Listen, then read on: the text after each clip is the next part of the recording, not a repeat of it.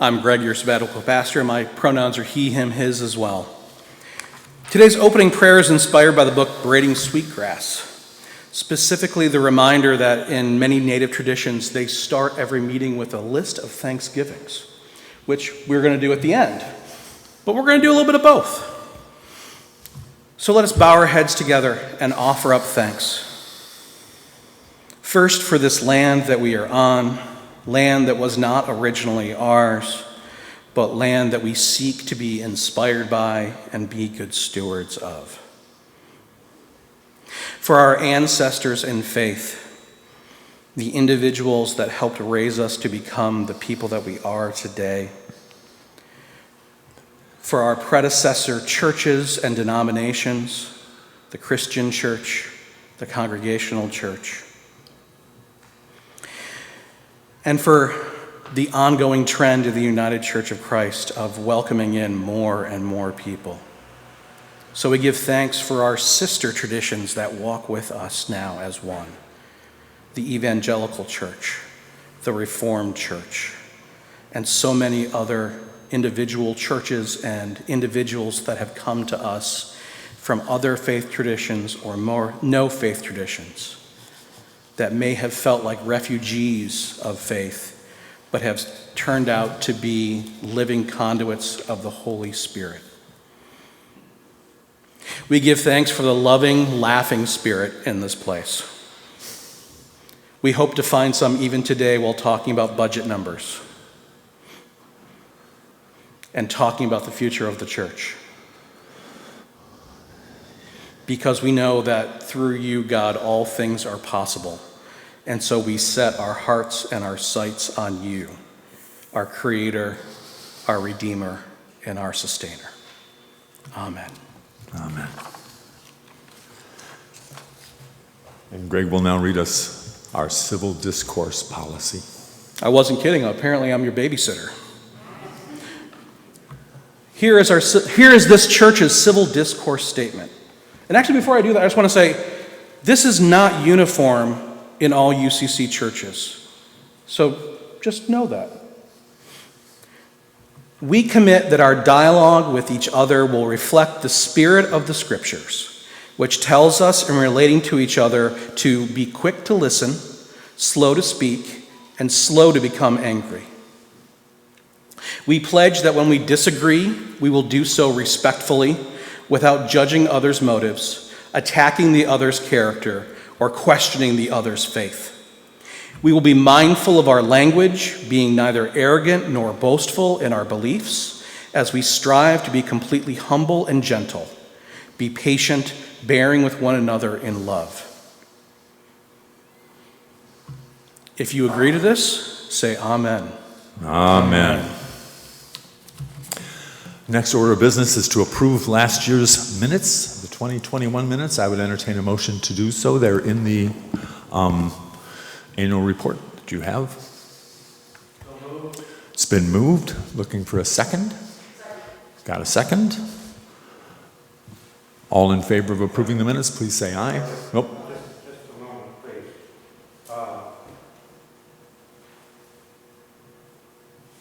For those of you who are online, if you turn on the chat, you will be able to vote with the chat, or when it is time for a vote, go to the reactions at the bottom of your screen and click on the little hand to raise your hand. That will show that you are voting, as Charlie has asked, either in the affirmative or in the opposition. And please leave your hands up until Charlie says, okay, and then put your hands down. Thank you for that, Gene. Hope that's clear. Give the digital crowd a second to find that button. All those in favor of approving last year's minutes, please raise your hand.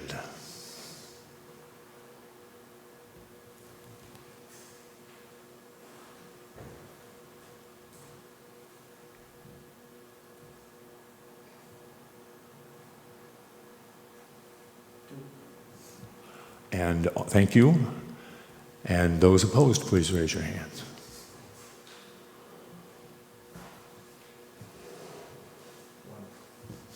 Thank you. You find in this report the various committee reports. What's the result? Oh, I'm sorry, the minutes were approved. Thank you for that, Greg. Are there any questions about any of the individual committee reports that one of the members of the committee could answer for you? Okay. Not included in that report is, Ann?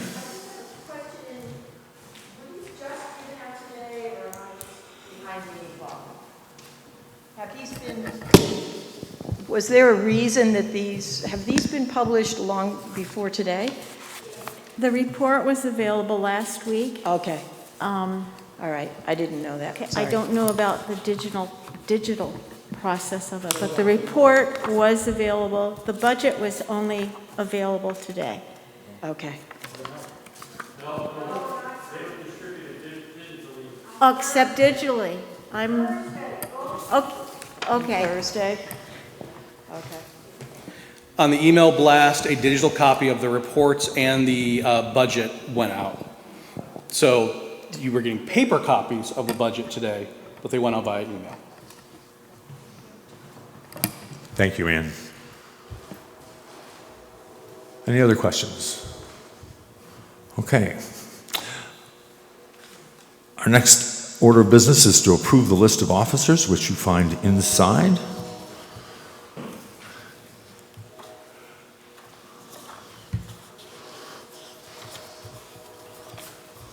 Toward the very back, next to the last page, I believe.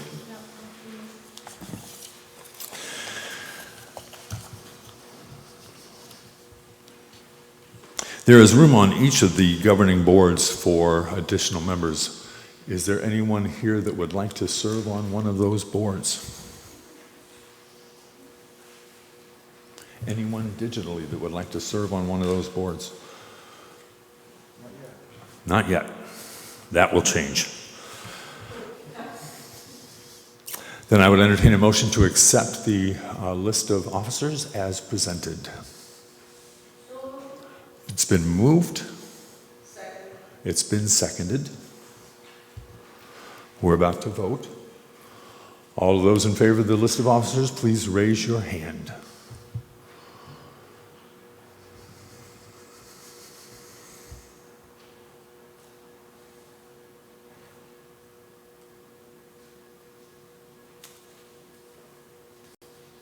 And you may put your hands down. Okay. All those opposed?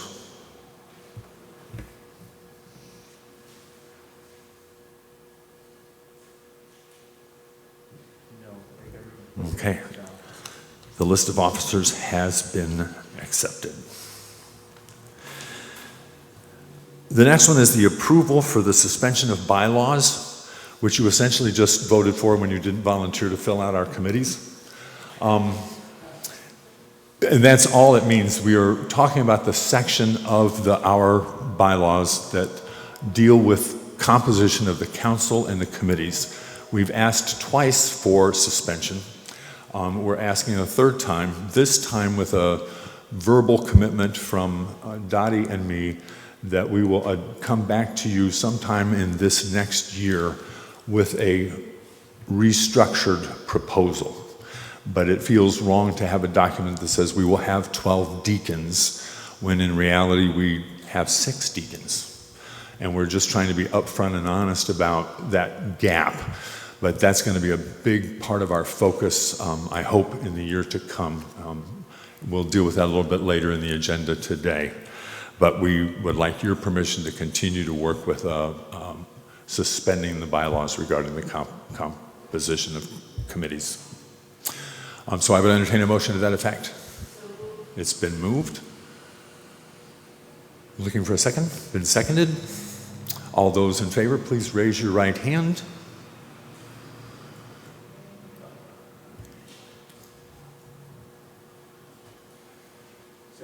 Okay. All those opposed, please raise your right hand.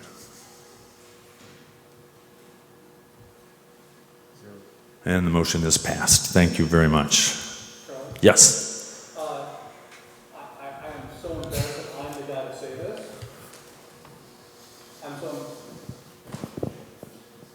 I'm so embarrassed that I'm the guy to say this, but I think Robert's Rules of Orders actually requires there to be a time for discussion after a second. Oh, you're probably right.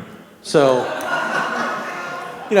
move, seconded, any discussion, and then vote. That's very good. I should adopt that. Is there any discussion? My inner rebel is just killing me. Okay. I think we're about to enter the period where the discussion will happen anyway, if there's discussion.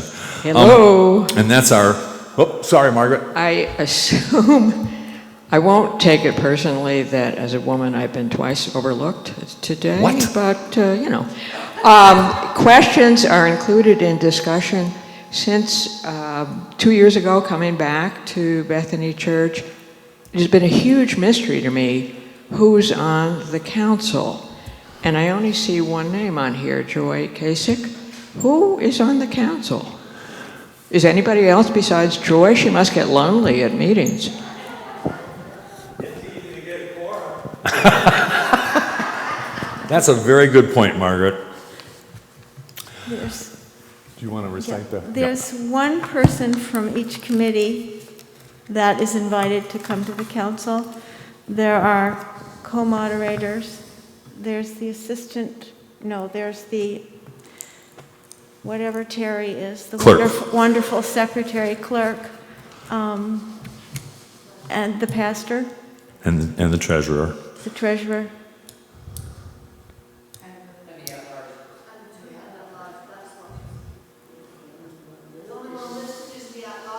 Yes, and Joy is the at-large person, but the rest are, do you want to know specifically who they are? You want a name? Well, I was sort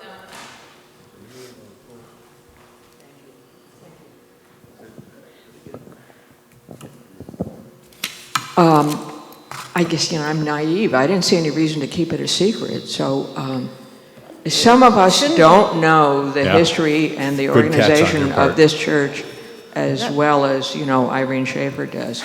So, a list. Irene has them committed to memory, and I have no idea besides Joy who was on it. Okay, well, Let me thank read you the names of the people that are on it currently. That would be Dottie Bowman and I are the co-moderators, which is a violation of our bylaws. Terry Berge is our clerk. Wendy Ross is on the council. Where's Wendy? There's Wendy. Joy Kasich is not here. Is she digitally attending? Okay. Joy Kasich is our member at large. Warren Needham is representing the Stewarts. That's Warren back there. And currently Ruth Tucker is representing the trustees. And Kathy Nowlin is representing the Christian Education Committee. Thank you for pointing that out. Seriously, Margaret. And Margaret, just clarification from a staff perspective, are you also requesting that that be clear in the annual report for future years? Yes.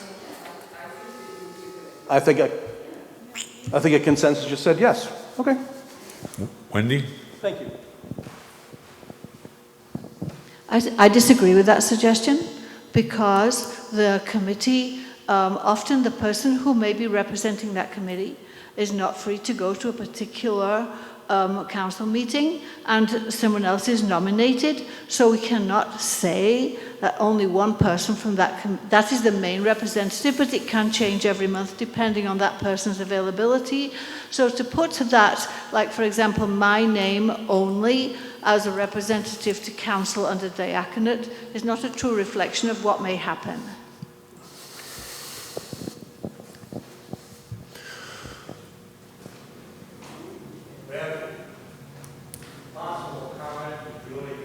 Okay.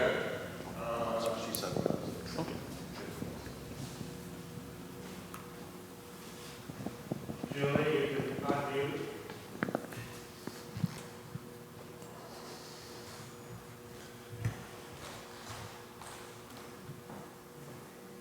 Julie, are you there? Okay. Marion, did you have a comment?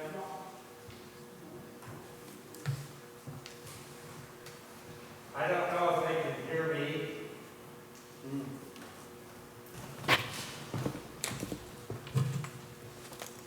Julie Krause, if you can hear me, we would listen to your comment if you could unmute your mic.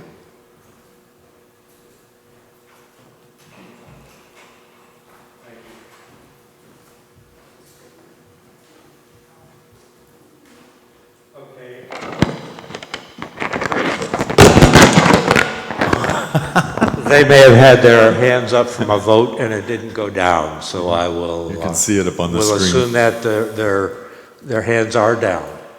Okay. Any other comments or questions about the officers?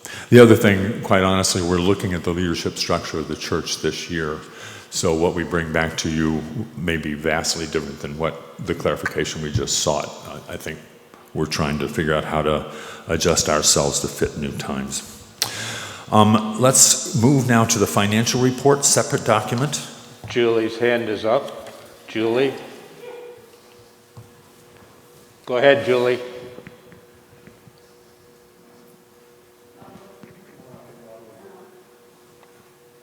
Julie, we're not getting audio for you. Hit down.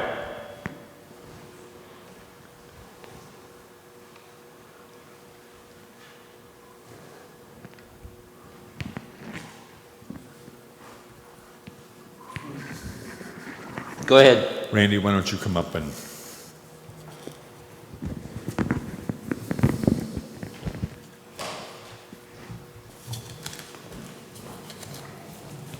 Our esteemed treasurer, Randy Garner, will handle the financial report.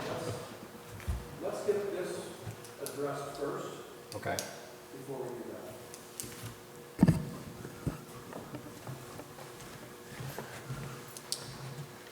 that.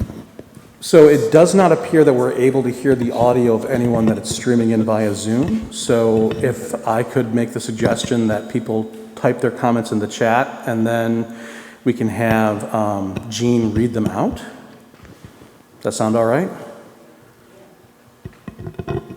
Thank you.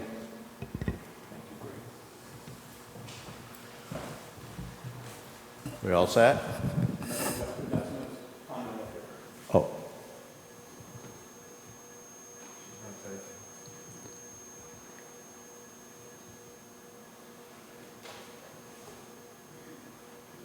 I don't see any activity.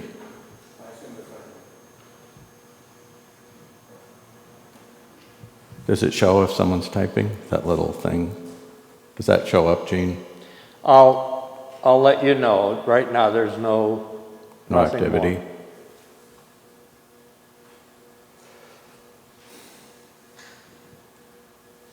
I'd say go ahead. Okay. All right. Well, there's a follow-up to Ann's question about reports and when they came out and what have you. This year, the budget report came out just a few days ago, and there are a whole bunch of reasons for that, but the primary one is we have entered a different era. The process of having a committee of 5 or 6 people sit around and hash out a budget and hand it off to us to do, that bus has left the station. So we have struggled with how to move this going forward. So the basic idea is from this point on, what happens with the budget is going to have a very direct impact on what Bethany looks like, and therefore each and every one of you. So there won't be any committees of 3 in rooms trying to figure out what to do with Christian Ed, or a couple of trustees deciding whether we have a secretary or not. This is going to be a church decision. They're going to have to be, the budget's going to have to be kind of secondary to that, or this could just be disastrous. So for that reason, we kept kind of stalling and hoping something would declare itself, and that's what has happened.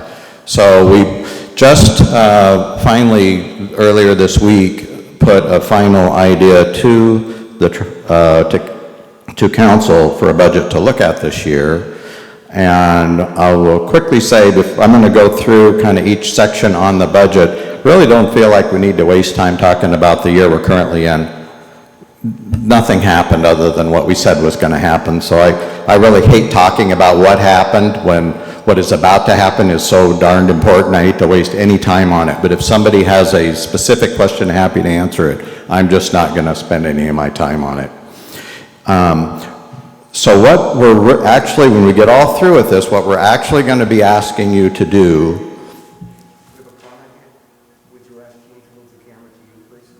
Oh, Gene? Yes? I guess they want to see my face. They want, okay. I have no idea why. Thank you. No, that's, But, it's because it gives us confidence.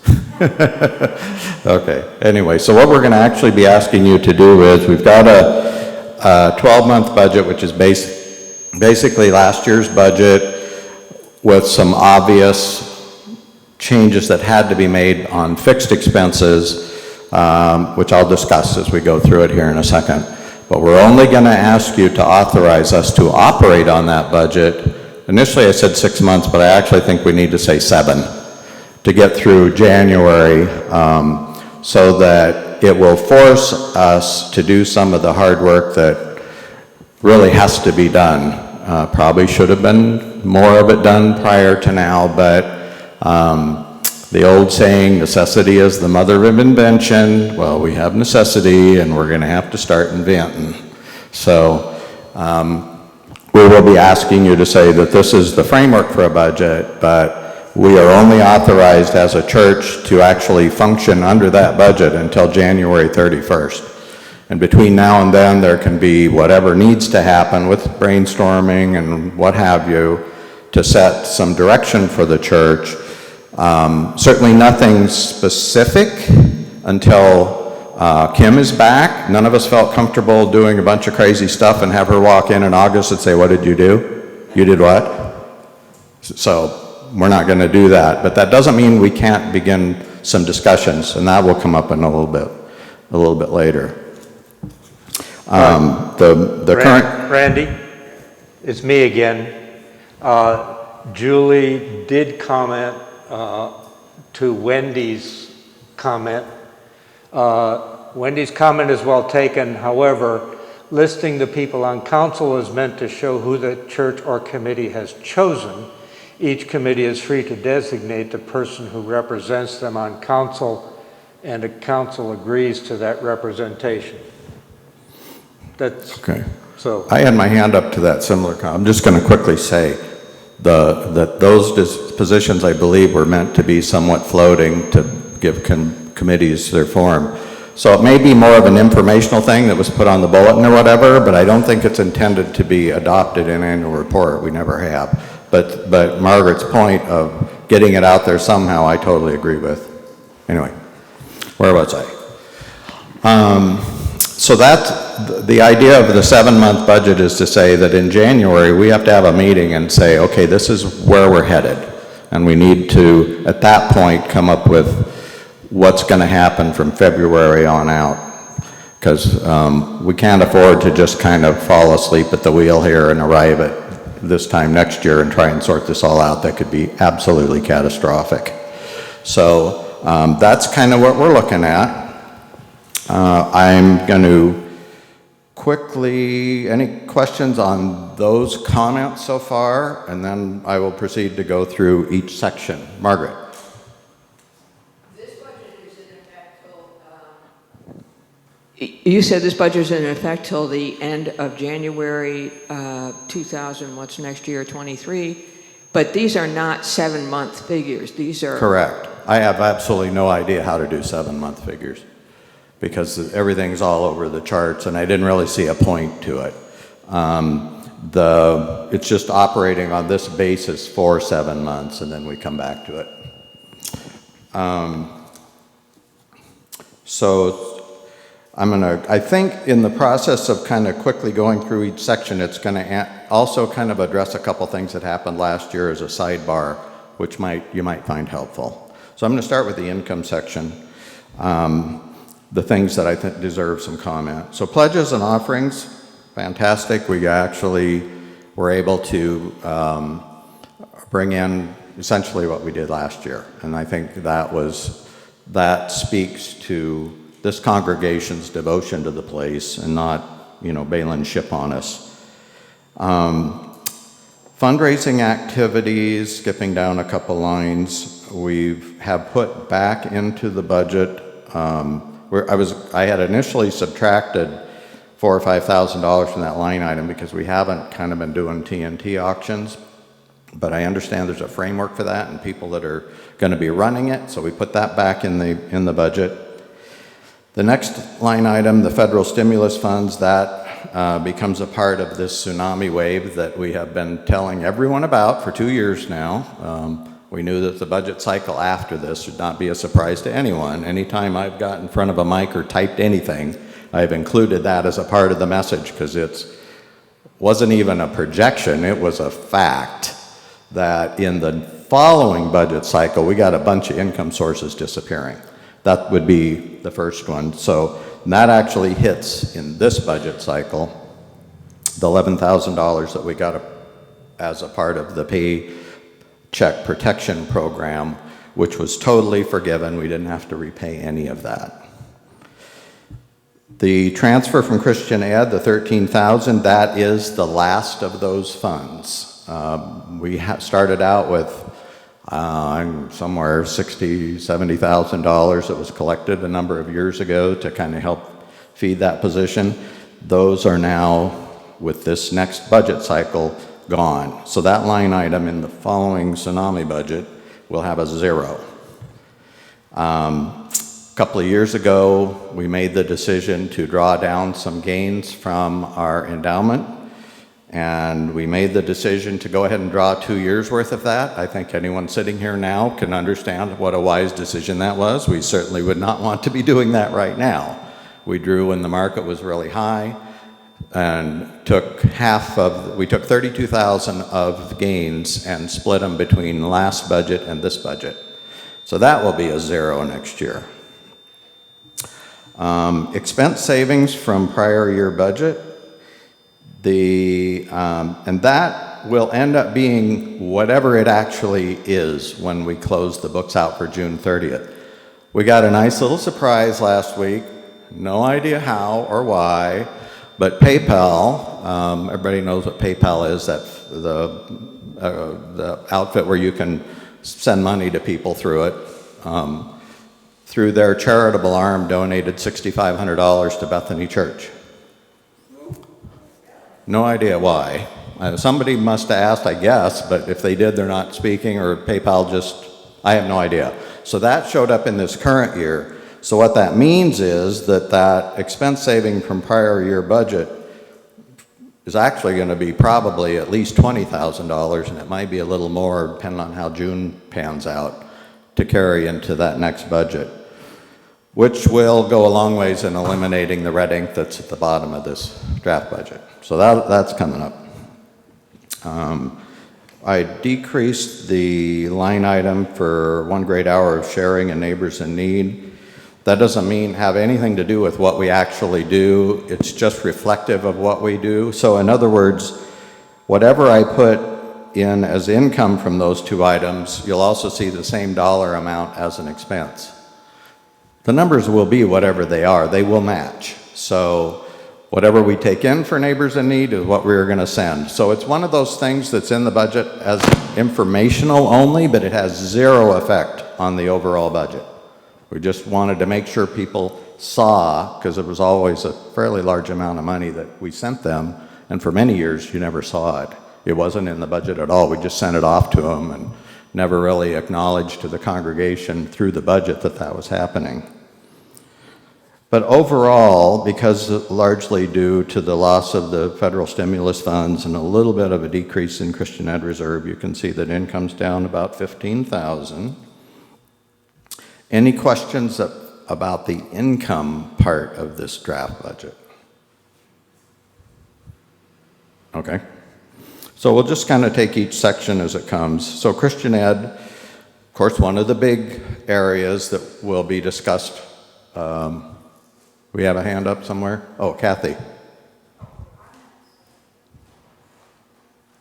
You were just pointing at Ruth? Ruth? I'm not sure whether this is the place. I didn't understand that. Okay.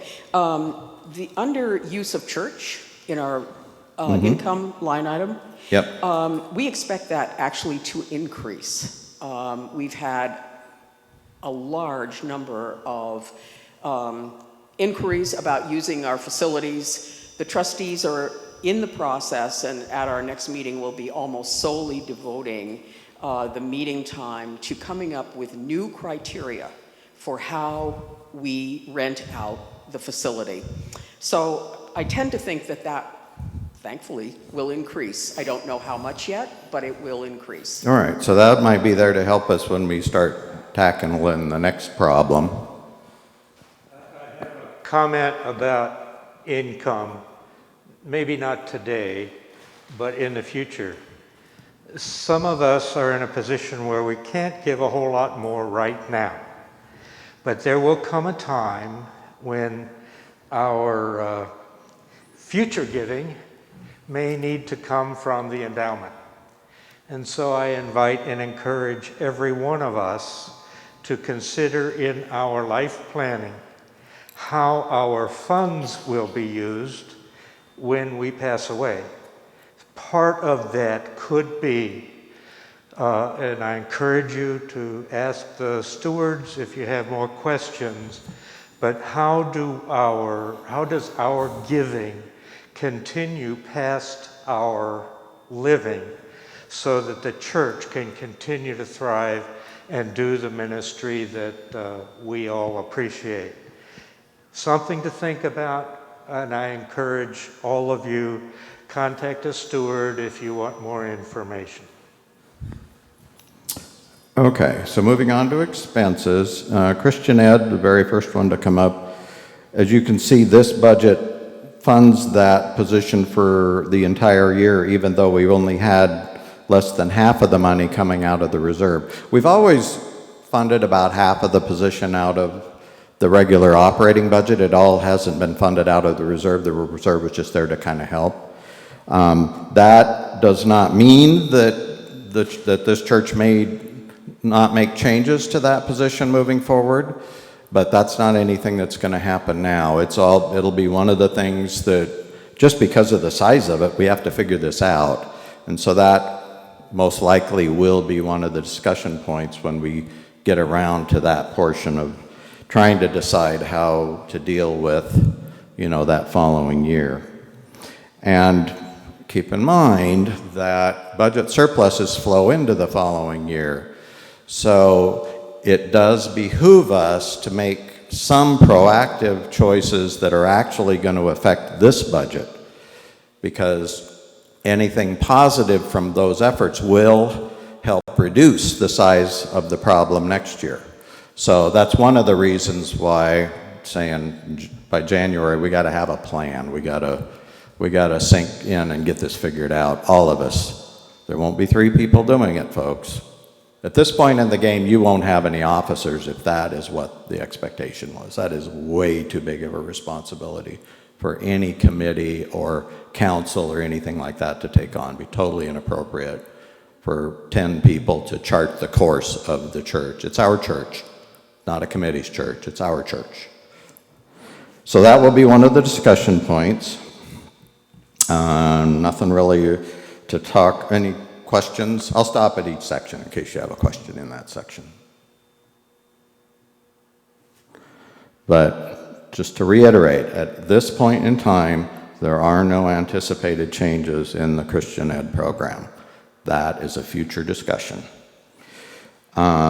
Church council and diaconate, snoozers. I mean, not much to go on there. Pretty much the same. I suppose we could talk about the shape of the sabbatical leave fund. We need to put money into that. But again, what's really going to get us forward into the future is not one-time fixes. The problem's a little too big now to be doing that, because all it's doing is you're kicking a rather large can down a very short road, and that will not help us negotiate. We can't do that anymore. We can't say, oh, we figured out this year, we're all set. Not anymore. That would be just really catastrophic to look at it that way. Music program, unchanged.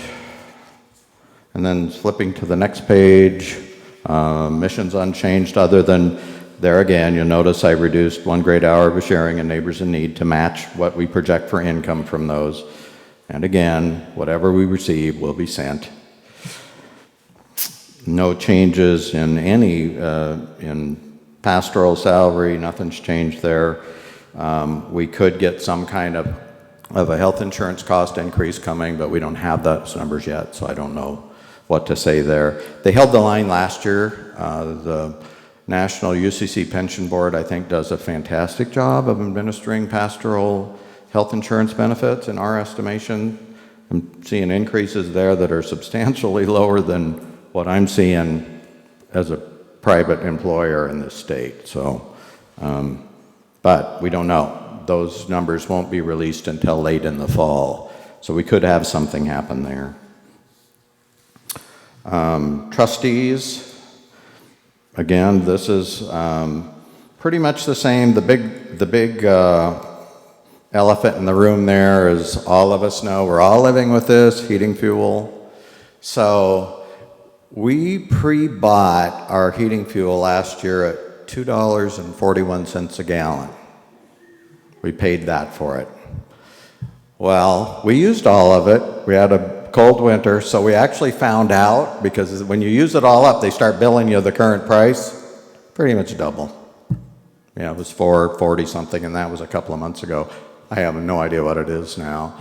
And so the trustees are looking into this, but Ruth, in calling the fuel companies, with the exception of one, all said, as you know, heating oil contracts typically come out like in May or so, at least ours from Gillespie Fuel did.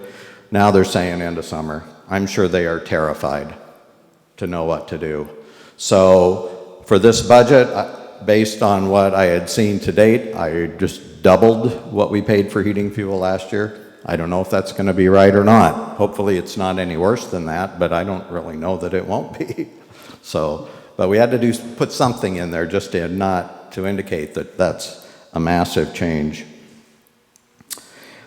Building insurance has been kind of creeping up. Ironically, COVID punched the insurance industry right in the gut. If you're not aware, I learned this moving to Oregon. From Oregon to here, we left our house empty. It wasn't sold yet. And I called my agent thinking, maybe I can save some money because we're not going to be there. Kids aren't going to be breaking stuff. And the conversation, this is a kid I went to school with, my insurance agent, ended with this. Randy, I'm going to do you a favor, and I'm going to pretend that you never called, that this conversation never happened, because this is the truth of the matter is, one of two things, if I were to turn this into the insurance company, one of two things would happen. Most likely you would be canceled, and if you didn't, you probably could not afford the premium. Truth of the matter is, unoccupied buildings are a huge hazard risk, and that came true to our Church Mutual Insurance Company. If people aren't in there every day, there could be pipes broken and nobody sees water flowing. Arson, vandalism, all that stuff just shoots claims up. So unoccupied buildings are actually worse than occupied ones. Consequently, our insurance premium when we started with them was roughly a little over $6,000 for full buildings, and that's 4 or 5 years ago I think we switched to them. And this year it's 10, 11, pushing $12,000, and they just had some horrific claims due to fires and, Anyway, so that was one where we bumped it up a little bit. We already took a big hit last year, so that was the bad year, but we had to bump that up a little bit this year to compensate for that. And then to the third page, the glaring thing there is probably secretary salary. Really, the only reason that is reduced at this point in time is because we know that we're not going to even, what I've been told by the co-moderators, we're not even going to attempt to replace the church secretary until Kim is back here and can weigh in on that. So this is only reflective at this time of the fact that that position is being very wonderfully manned by Dottie and others who are coming in and keeping things rolling. It just simply aren't going to be paying anyone for a few months. So that's one of those kind of possibly one-time things, but I have a feeling It will also be a part of the larger discussion. What do we need? What can we afford? All of that stuff, because it's another big ticket item, and we're going to have to be looking at big ticket items. So at the end of the day, the overall total, as you can see, is $11,920 deficit. That does not include the additional money from expense carry forward from the previous year. We got at least the $6,500 we know of, and I think that there was enough savings in June that it will even be a little higher than that.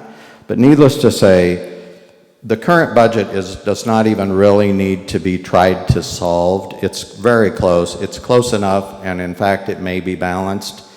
And in many years, we would say, good for us, that's great, but we really can't do that this year, because if that were great, we would be projecting a huge amount that we could carry forward towards next year's, roughly, that I know of, at least $50,000 to $60,000 problem that we're going to have to solve. So yes, we can breathe a little bit because we have a balanced budget going forward, but we have to kind of look over the top of this one and keep staring at it. The tsunami wave has gone out, and we can kind of see it in the horizon coming back at us now. It's started. And we've seen it coming for a couple of years. The rollback in has started. So yes, Pastor Greg. Is this mic on?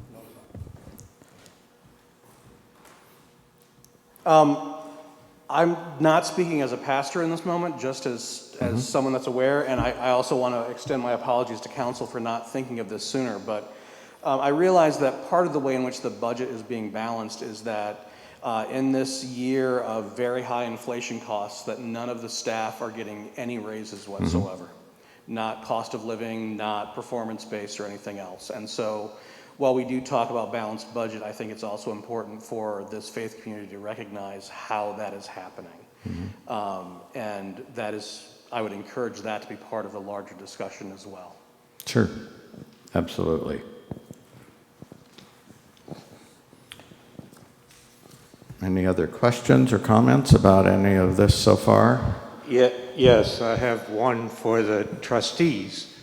There are, given climate change and the increasing prices of fuel oil, we need to begin thinking now about whether and or how we can transition off of fuel oil to a more environmentally friendly source of heat.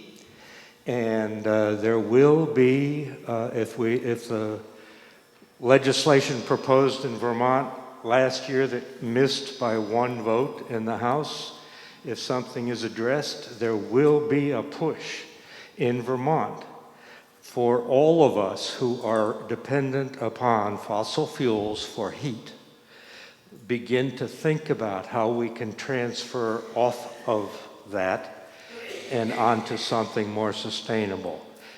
It's not an easy fix, but it's something we need to begin looking at now rather than putting off.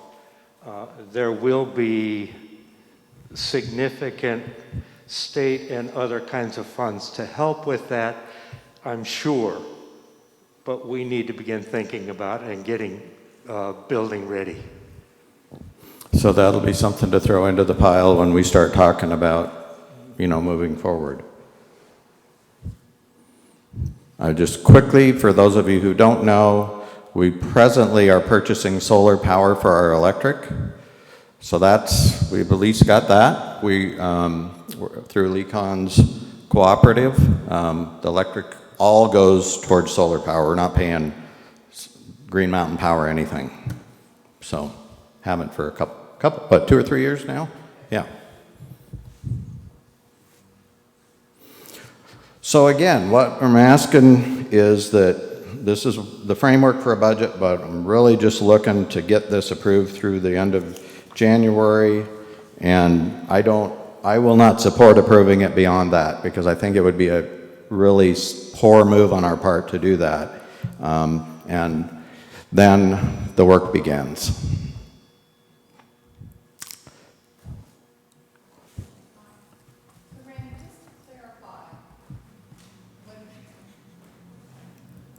when we're looking at the tsunami budget, you made a comment that we're looking at $50,000 to $60,000 that we have to either come up with or cut. I mean, that's kind of your figure as to why the following budget is going to be so horrific. Right. So that's what we're looking at having to Yeah, solve. that's the known items. They're glaring on the report. You know, the transfer from Christian Ed, 0. Endowment gains, 0. Conceivably, if we just actually do our budget and don't, you know, we're right on target, then there won't be that $20,000 transfer from last year's budget savings. So it adds up. Those are 3 really big ones. And that's before you even talk about whatever else might happen. That's just income sources. So that's where it comes from. That's the known part of the tsunami. The rest will be whatever happens in this world between now and then. It affects heating, fuel, insurance costs, all of that. Those are things we have no way of knowing this far out. Clearly, the one thing I wanted to add was clearly we'll be looking at grand ideas, not one-time fixes. One-time fixes are a real trap that we could fall into right now that could really end badly. I'm talking about grand ideas like potentially joint sharing of our space with another congregation so that we're only paying half of the upkeep. Big things, not bake sales and changing the kind of copy paper we use. You know, we got to come up with some really big ideas. Randy. Yes. And the community here. Can the church then be prepared to be asked to come together between July and the end of January to hear some of the possibilities or proposals or thoughts that the council has as we talk about the budget to, as you said, it's going to be a church-wide thing, not a 3 or 4 person thing. Right. So we're asking the church to be thinking and to be thoughtful and respectful of others' thoughts, you know, and come together. That's probably frequently or several different times. And I think these guys will probably be driving that part of an actual, and yes, it's going to happen. We can't rest on our laurels because we know there's I love this Confucius or somebody, I don't care, maybe I made it up, I don't remember. Unless you change your course, you will arrive exactly where you are headed. Exactly. I love that, because that's our life. I mean, we expect things to change, but we're not going to change where we're going. Everybody else can, but we're not going to change us. So I assume there are going to be lots of opportunities for that. There's going to have to be. Yeah, I'm just asking the church to be thoughtful about it. Absolutely. And not wait. Yep. Thank you.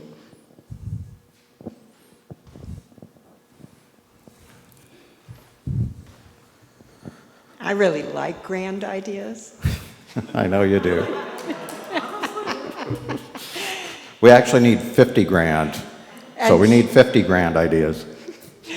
So should you open it up to meetings for grand ideas, I would be delighted to facilitate them. Okay. That's what we need, folks. We don't need a bunch of Captain Obviouses pointing out the obvious. We know what's there. We need ideas on how to move forward as a church. You might also need to wear your seatbelts if I do. Yeah, I've been in the back seat of Lee driving a car before, and it can get rough. Anybody else? Well, I'm back again. I just wanted to reiterate something that I wrote in the Christian Ed report, something that the Christian Ed committee has done this year. So bear with me, it's very short. Christian Ed committee has been striving to welcome young families to visit Bethany to see what our church has to offer them. 2 mothers who have been attending church with their children were invited to join us in a dialogue to discuss several topics aimed at helping us better serve our young people and families. By doing so, we have encouraged them both to participate in our monthly meetings, in person or by Zoom, because one of them just had a baby. and share their thoughts about our programs. By relaxing our church policy of only committee members, our hope is that they might be able to become as active in CE as their busy family life will allow. Several other young families have begun attending services, introducing their children to Sunday school and our nursery. And so this is how our committee tried to be a little more innovative and not just say, you have to join our committee. I do see their names on our list for next year, but our expectations are trying to be flexible, but to gain their suggestions, what they see for the future of our church, because they are the future of our church. So other committees might feel they can do the same. I do have to throw a caveat in there with my treasurer hat on, and I hate to always do this, but and I said this last year, if we fall into the trap of thinking that the next generation is going to solve these financial problems, that would be a huge mistake. We absolutely have to have them to keep going, but we also understand that that generation of folks are saddled with student debt and stuff. Half of them or both of them are working just trying to make a living. And so they don't have the ability, as our parents did and as we were brought up to do, to pay to paint a church or whatever. They're worried about just paying their own bills. So absolutely, Kathy, I agree with you, but if we think that's going to solve this other problem, it won't. That's my opinion. But Paul.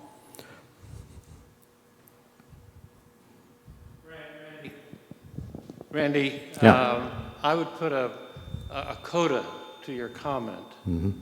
And my coda is that those that can solve the problem are those that see that there is a vibrant church that does have a future.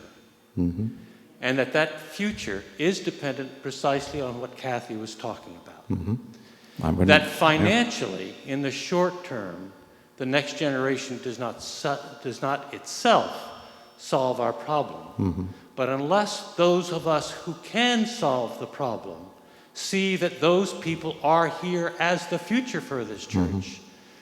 those of us who can solve the problem will not step forward to solve the Yep. problem.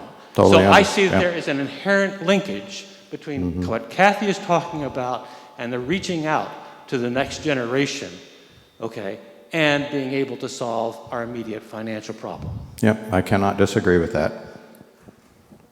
It's a complex web, and to think that one thing is going to fix it, it won't. It's getting very complex.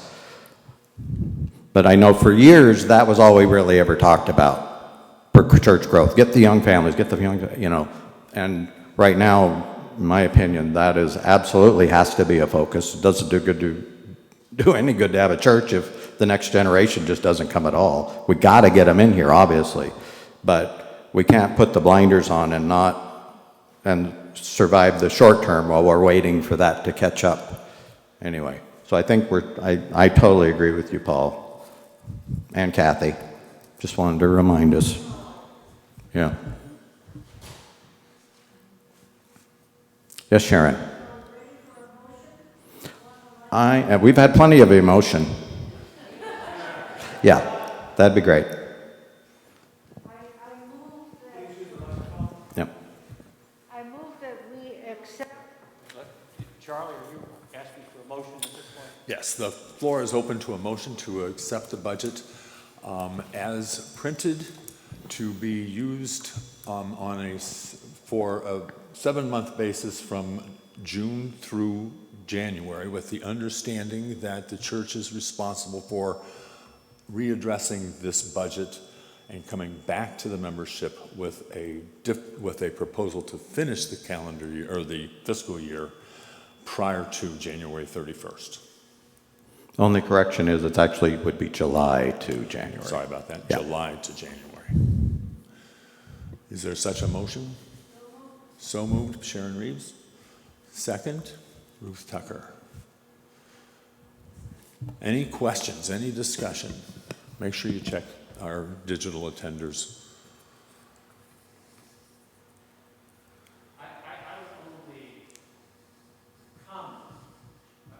The comment, not about the budget itself, because I'm perfectly supportive of the budget as Randy has presented it.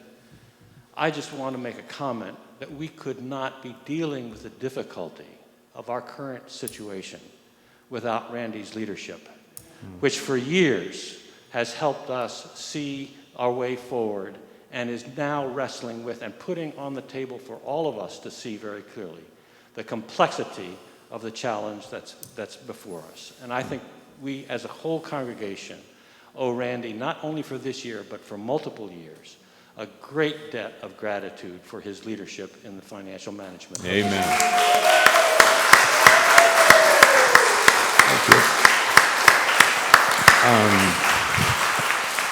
It's been an honor and privilege.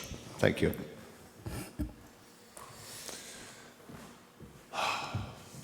We have a motion on the floor, and it's been seconded. All those in favor of approving the budget before you, with the understanding that the first 7 months we will live by this budget as we look at ways to respond to next year's budget. Raise your right hand.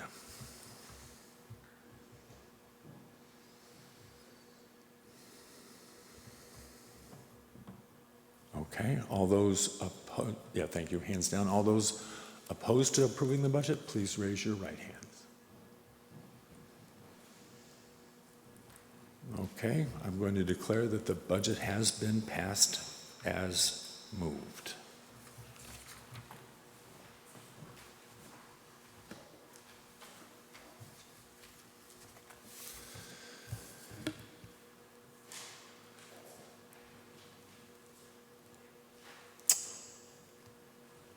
The next thing I have on the agenda is a proposal for faith formation, discernment, and discussion. The council usually takes the month of July off. It's not doing that this year. We know that there's work to be done, and it's our intention to address it. The problem is, and you're going to hear some pretty hopeful news in a moment, I think, but it's a complex waltz. We're not driven by a budget. We're driven by faith. We're driven by dreams. We're driven by our mission statement. And so you don't just make a decision to eliminate the Christian ed director without looking at what it does to who we are as a church. If we look at who we are as a church and that embraces what Greg Witt calls it faith formation, as opposed to Christian ed. If we realize that faith formation is central to who we are, then we perhaps need to respond in a very different way as we look at how we're going to survive fiscally. So I would like for the church, and the other thing, I'm sorry, I'm going to wander a little bit, but I've done a lot of reading this year about churches. And one model that I read that just really excited me is a church that doesn't have an annual meeting. It has like a weekly meeting, but the weekly meeting lasts about 4 minutes after church when they go, we want to support Project Dove. How many people think that's a good idea? And the church embraces it rather than the council knows about it, to become more flexible, faster, more adaptive, and I think therefore more appealing to people who look and say the church is just a stodgy institution. So I want to ask for you to move that the council be charged with forming a faith formation, discernment, and discussion team at its July meeting. It's that simple. Council will then turn around and say, who should be on that team? And we'll form it and charge it with its task of reporting back to us in late fall. Do I have such a motion? So moved. Did you get that down, Terry?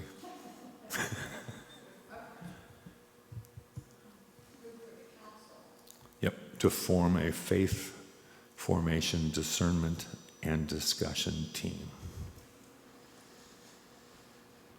One of the things I read a lot about is how it's small groups, small teams get big things done. Big teams take forever and often get lost in their stodginess. Let's see, how many people started Project Dove? Two.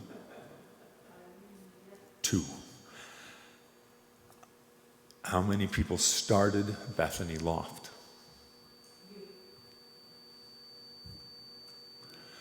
We want to be a church that responds to that. We are a church that responds to that. We're just not institutionally that yet. And I'm determined to try to help us make what we say line up with who we are and what we do. Because what we say and what we do is pretty amazing.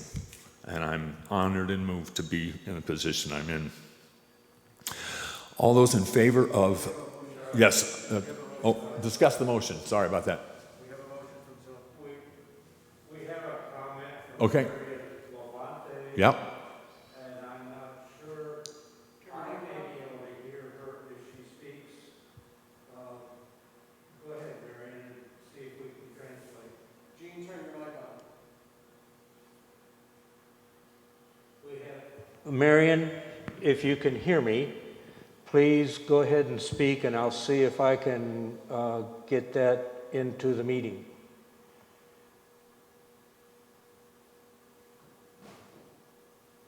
Okay, I can hear you fine. My concern is that. Okay, I can hear you fine.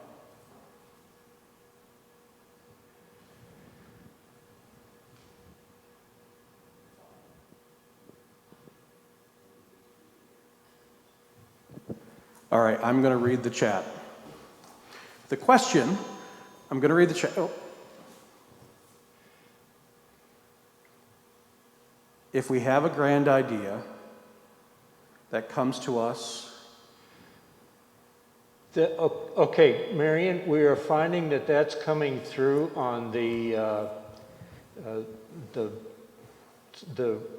closed captioning, so we can hear with quotes what you are saying, and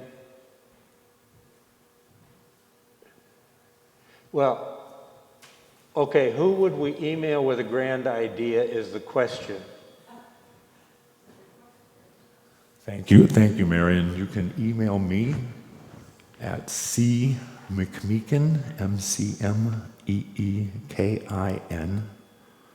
MCMEEKIN 17 @gmail.com.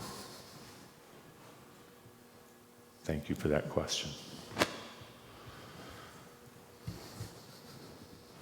Other questions, other comments before we vote? Got a second, didn't I? No. Ann moved, got a second. Okay. It's moved and seconded that council be charged with forming a faith formation, discernment, and discussion team at its July meeting. All in favor, raise your right hand. We're also checking the digital team. You can put yours down.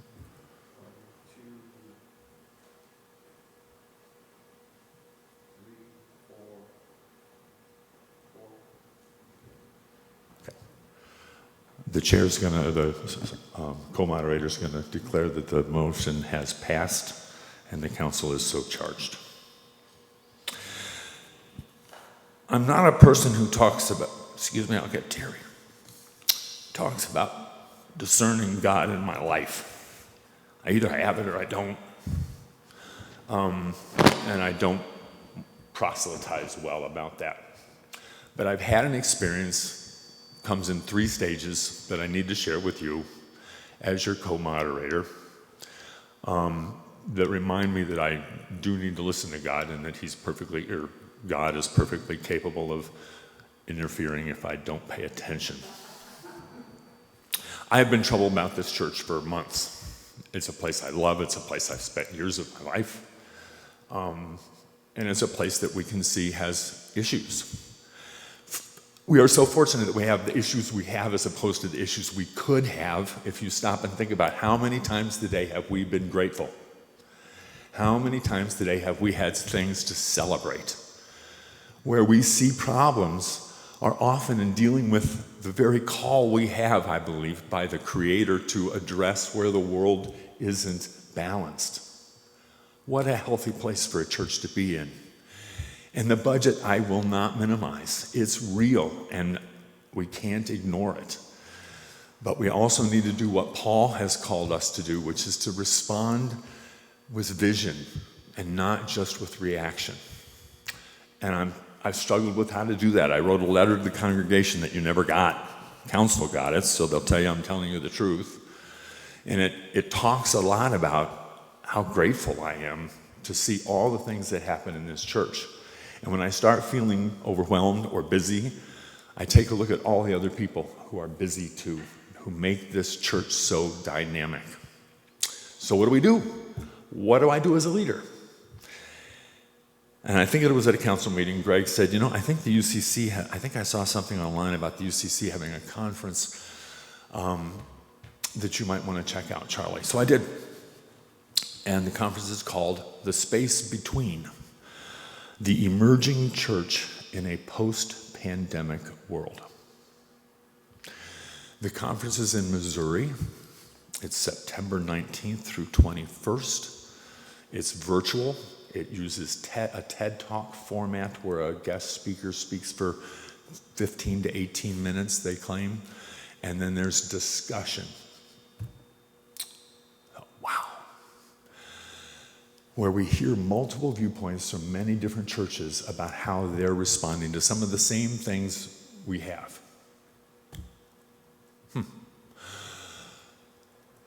It just seemed too unreal that Greg had known about that resource. I went online to find it, and I had to dig. It's so new that they've got it buried under the more news. It's not headline news. You have to go to the UCC national site and hit more news and get down to the conference.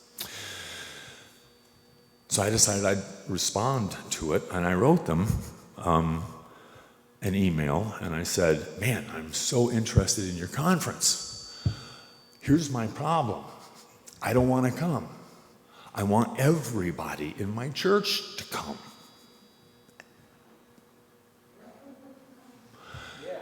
Yeah. That's going to pose a financial problem at $150 a head. And the problem I also have is I don't want them to have to come to the entire conference. But symbolically, I want every member of this church to commit to being at least one of those TED Talks and discussion groups so that we are as a church. Because one of the things the council said is its goal this year, back last year, after we had the teams where we sat in the vestry and talked about who we are and what we wanted, was to improve the social life of this church. And then COVID came back. We need to talk to each other about who we really are and what we really value. I thought, this is awesome. And the National Church didn't respond. So I'm here every Wednesday watching Forrest count the money.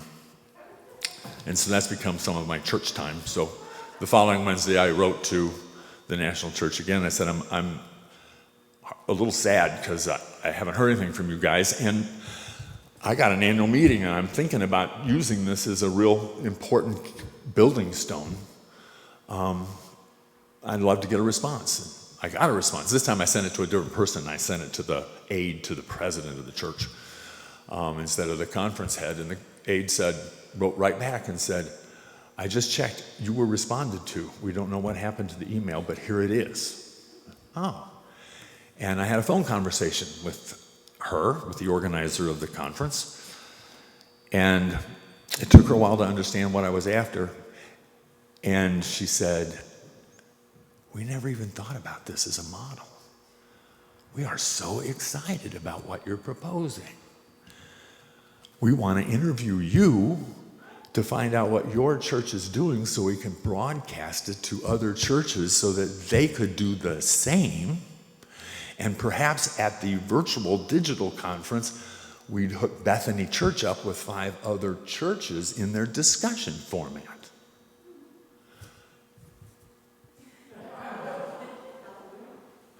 And I think we could probably let you in for $150 total. That's your national church. I just got to say that because I spent a lot of time carping at bureaucracy. They are behind us 100% and want us to do it. Okay? So I come, yeah. I come with great news that to the planning meeting for our council meeting, or no, I guess we were just meeting to talk. And Greg said, I hate it when I don't do things I'm supposed to do, said, have you told the state church about this? And I said, ooh, that's probably a good idea since they're right next door. And since, maybe the national church calls and says, what a wonderful thing Bethany Church is talking about. And he's sitting there going.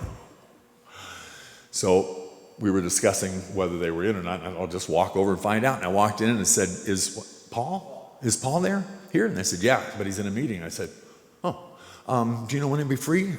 The secretary said, yeah, are you available about 4 o'clock? And on a Friday. I said, maybe. And she said, oh, wait a minute. When he's done with this meeting, why don't I just come over and get you? And so Dottie and Greg and I are sitting around, and we sat down with Paul that day, and had a perfectly exciting meeting where he's turned us onto some resources that might help us in our search. All of which is to say, what I want to do is front load how we approach this year, both budgetarily and programmatically, with 100% of us on this team. Because my month has been spent thinking about who's not on the team. There are darn few, if any. What I don't know is who doesn't really feel on the team, doesn't feel heard, doesn't feel respected. We just heard one digitally that was concerned that perhaps we weren't paying attention. We need to take that seriously. We need to do like the church I heard about that said, when somebody shows up as a visitor to church, ask them for their email. And I went, are you serious? You don't do that. And that's exactly what we said. And people that are older would go, you can't do that. That's an invasion of privacy. And said, the generation that's growing up that's coming behind us, 2 generations back, are used to giving out their email. They're used to that kind of information being exchanged because that's how you get communication.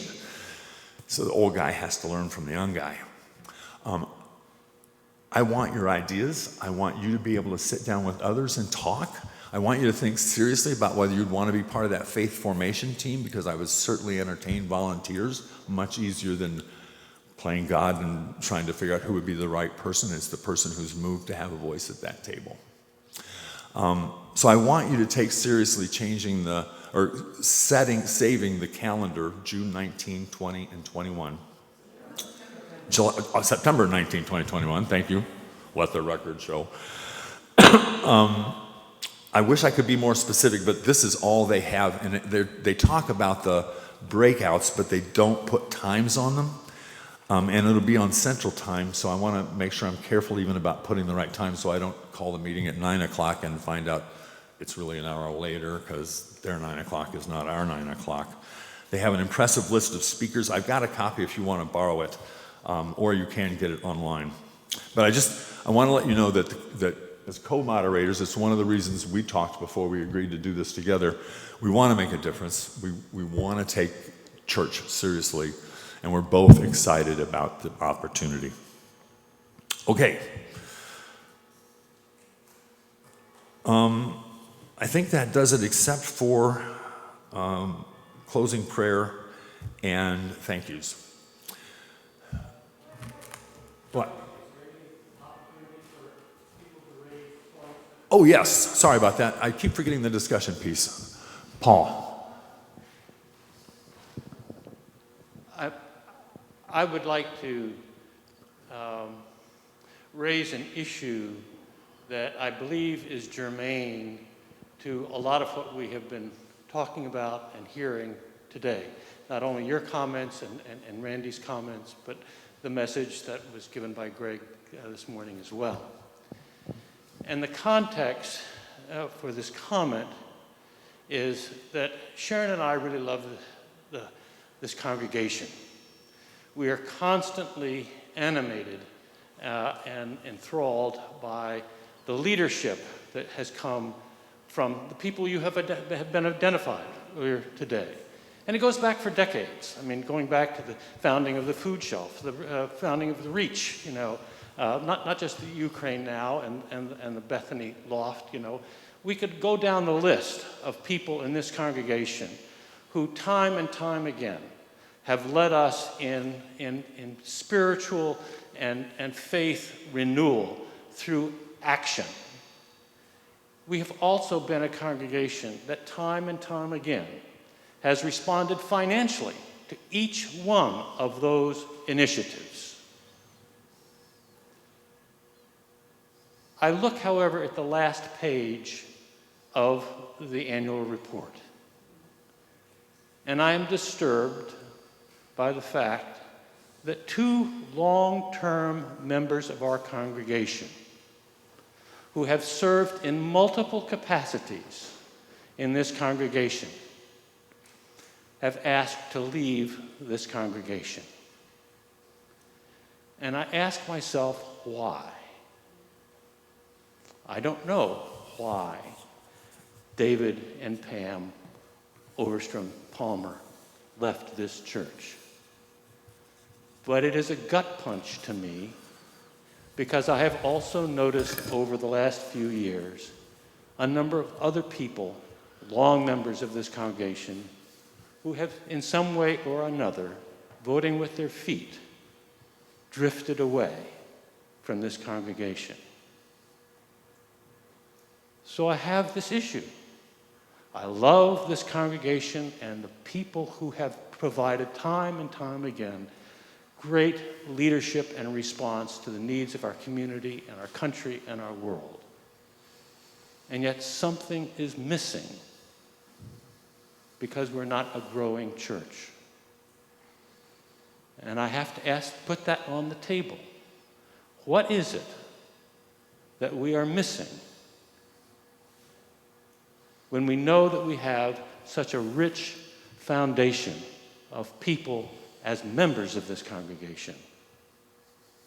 And I would just think that I need to put that on the table, perhaps as a critical question for the committee or commission that you have just asked us all to endorse. Thank you. Thank you, Paul. Other comments?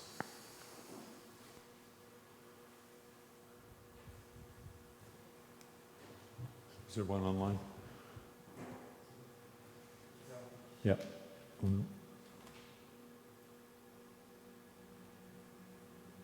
see it. Okay.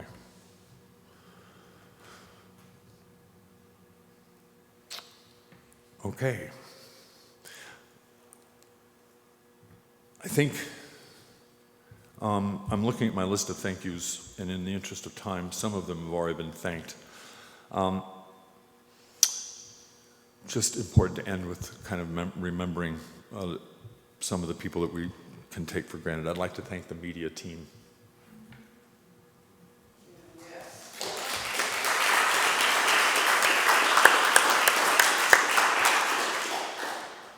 Even though she's not here physically, maybe she can hear me on the microphone. I'd like to thank Irene Rich.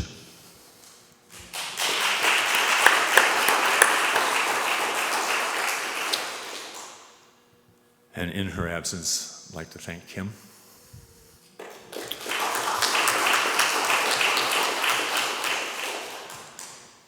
Somebody we lost unexpectedly, sooner than she expected to leave, and so she got no official goodbyes, was Ann Bellinger, our church secretary.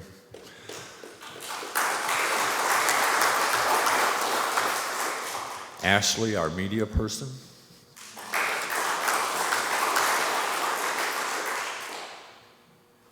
All those people who provide childcare.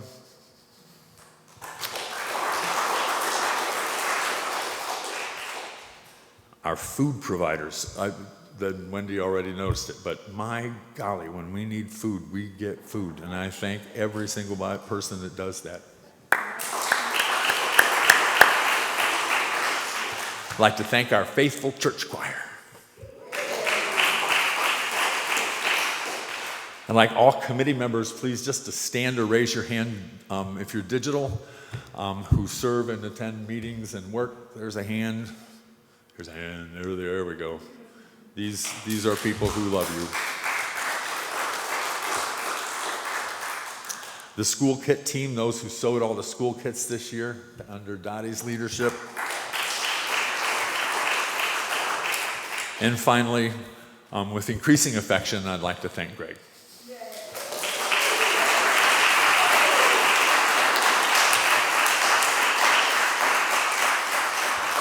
And now, if you're able, I'd like you to join in a circle around the church, or as much of the church as we can get around, so that we're connected. We don't have to hold hands in this time, but so that we are a circle. Just to remember those who've passed and to get a closing prayer. And just one more thank you. Thank you, Charlie, for being the moderator today.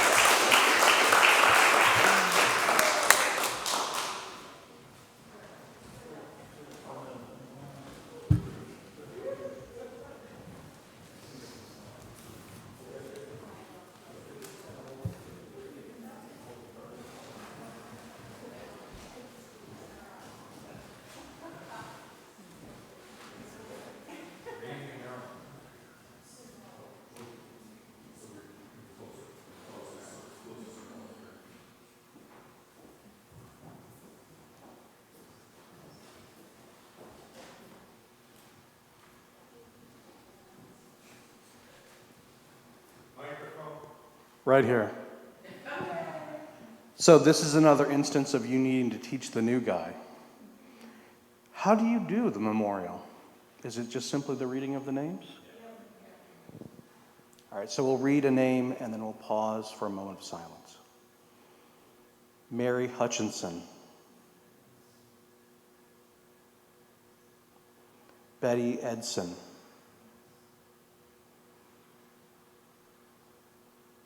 Mia Child.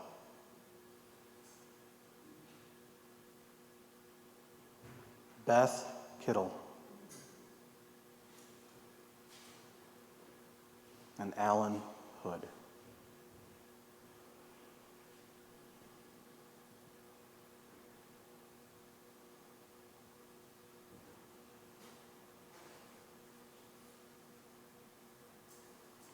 In their memories and in the memories of all those others who rest in our hearts as people that we have lost, we say thank you, God. And now for a closing prayer. God, we give thanks for the people in this room and the people outside of this room that keep us connected to the larger world. We are in a time of great discernment. We are in a time of great need, and we are also in a time of great treasures. Help us to not be conformed to this world or the world as we have experienced it, but to be open to new ideas, new ways of being the church, and be transformed by the renewing of our spirit to be focused on where you are calling us to be and in what forms now. So we thank you, God, for this time together. We thank you for your spirit that drives us forward. And we thank you for your son, Jesus, that walked with us and that who we seek to follow in his footsteps every single day. Amen.